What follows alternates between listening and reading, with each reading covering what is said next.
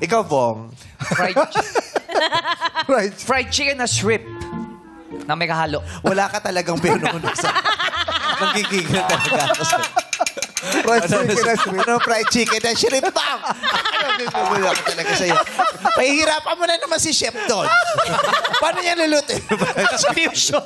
Fusion, di ba? Pinusion mo. Fried chicken tsaka shrimp. So, fusion. Malalang fusion. So, yung sa bagay pwede yun, Bong, no?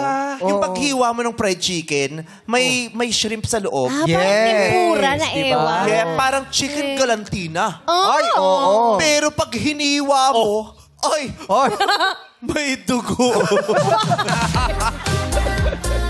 Tawag doon, staff. Nakaranas ka ba naman ng ganon? Yung paghiwa mo, may dugo. dugo pa. Tapos sinabi mo, ay, tsaka na lang. Medium lang ang luto. Medium. Oo. Di ba? Salmonella yun. Ha? Salmonella yun kapag may dugo. Bilaw pa. Kasi di ba ganun, may manok talagang may dugo pa. Minsan kaya kahit sa fried chicken, di ba? Akala mo luto na. Kasi yung balat, tawang-tawa ka na naman, lumayas ka sa harapan. Yung loob kasi di pa Demonyo mo ako. Ano gusto mo? Yung ganyan o yung humihikab? Oo.